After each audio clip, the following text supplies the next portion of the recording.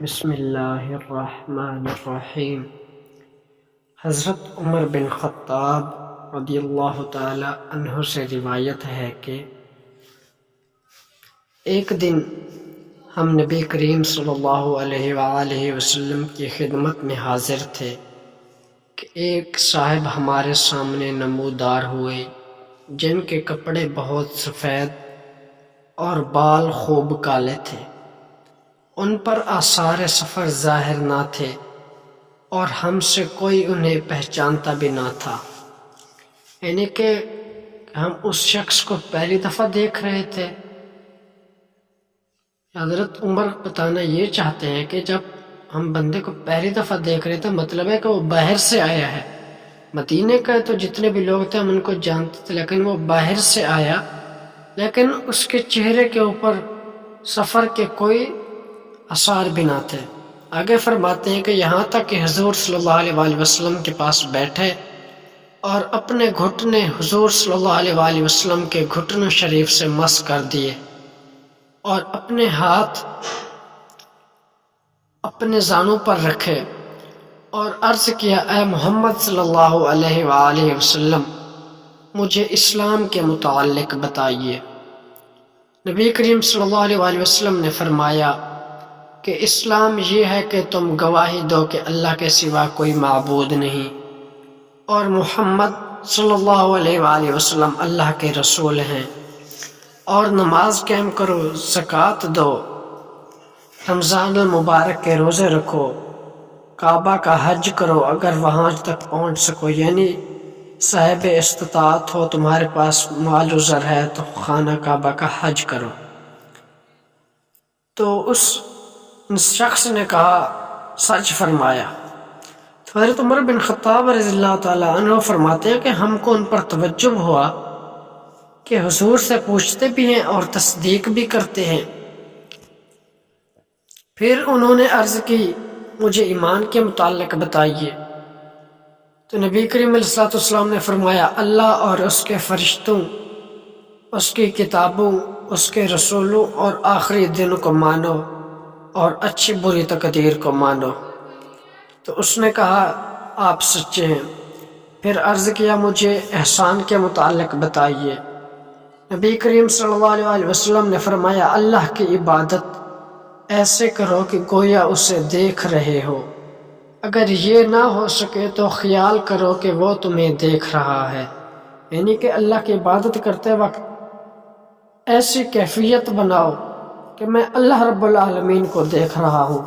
اگر یہ کیفیت نہیں بن سکتی تو کم از کم اتنا اپنے اندر، آپ کے جسم کے اندر، آپ کے ذہن کے اندر یہ خیال آنا چاہیے کہ اللہ رب العالمین تو مجھے دیکھ رہا ہے۔ پھر انہوں نے عرض کی کہ مجھے قیامت کے متعلق خبر دیجیے۔ نبی کریم علیہ الصلوۃ والسلام نے فرمایا کہ جس سے پوچھ رہے ہو، یعنی مجھ سے، اور قیامت کے بارے میں سائل سے زیادہ خبردار نے۔ فرمایا، اے جبریل تو بھی جانتا ہے؟ مطلب جبریل علیہ السلام تھے، آپ صلی اللہ علیہ وسلم نے وہ بعد میں بتایا۔ فرمایا، تو بھی جانتا ہے، میں بھی جانتا ہوں، جتنا تو جانتا ہے جتنا میں جانتا ہوں۔ پھر انہوں نے عرض کیا کہ قیامت کی کچھ نشانیاں ہی بتا دیجیے۔ تو نبی کریم علیہ الصلوۃ والسلام نے ارشاد فرمایا کہ لونڈی اپنے مالک کو جنے گی، یعنی مالک اپنی لونڈی کے ساتھ جب لواطت کرے، اپنی لونڈی کے ساتھ جب اس نے جماع کیا تو اس کی صورت میں اس کا جو بیٹا پیدا ہوگا وہ ولد۔ تو جب ولد لونڈی ہوتی ہے تو اس کی وہ لونڈی والی حیثیت نہیں رہ جاتی، وہ ولد ہو جاتی ہے۔ اب جب وہ بندہ مرتا ہے تو وہ جو لونڈی ہوتی ہے، کیونکہ وہ جو وراثت ہوتی ہے وہ انسان کی اولاد میں منتقل ہوتی ہے، اس کے مرنے کے بعد وہ اس کے بیٹے کی بھی اسی طرح وراثت میں آ گئی، من وجہ، ایک وجہ کے ساتھ، تو اس صورت میں وہ آزاد ہو جائے گی۔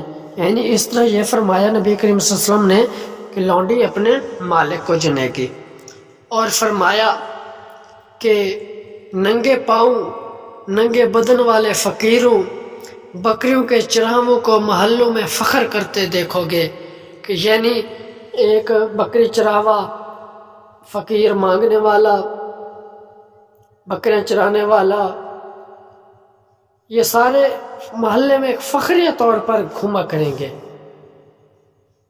اس کے بعد حضرت عمر فرماتے ہیں کہ پھر سائل چلے گئے، میں کچھ دیر ٹھہرا، حضور صلی اللہ علیہ وآلہ وسلم نے مجھے فرمایا اے عمر جانتے ہو یہ سائل کون ہے؟ تو حضرت عمر رضی اللہ تعالیٰ عنہ نے عرض کی اللہ اور اللہ کا رسول جانے۔ تو نبی کریم علیہ الصلوۃ والسلام نے فرمایا یہ حضرت جبرائیل تمہیں تمہارا دین سکھانے آئے تھے۔ یعنی حضرت جبریل علیہ السلام انسانی شکل میں آ کر انہوں نے حضور علیہ الصلوۃ والسلام سے سوال کیے۔ ان کا مقصد اور سوال جواب وہ بھی جانتے تھے کیونکہ ساتھ وہ تصدیق فرماتے تھے کہ آپ نے سچ فرمایا۔ حضرت جبریل علیہ السلام صحابہ کو ان کا دین سمجھانے آئے تھے، یعنی کہ ایک بندہ جس طرح کہتے ہیں کہ ایک بندے کو بات معلوم نہیں ہوتی، وہ اس کے بارے میں پوچھتے ہوئے شرم محسوس کرتا ہے، دوسرے کو بات معلوم ہوتی ہے لیکن وہ اس کا مقصد ہوتا ہے کہ دوسروں کو پتہ چل جائے۔ تو حضرت جبریل علیہ السلام نے بھی اسی طرح دوسروں کو بتانے کے لیے کہ ان کو بھی دین اسلام کا پتہ چل سکے، اس لیے انہوں نے حضور پاک صلی اللہ علیہ وآلہ وسلم سے یہ سوال کیا تھا کہ یا رسول اللہ ان میرے سوالات کا جواب دیجیے۔ آمین۔ اللہ رب العالمین ہم سب کو آقا کریم علیہ الصلوۃ والسلام کے فرامین پر عمل کرنے کی توفیق عطا فرمائے۔ آمین ثم آمین وما علینا الا البلاغ المبین۔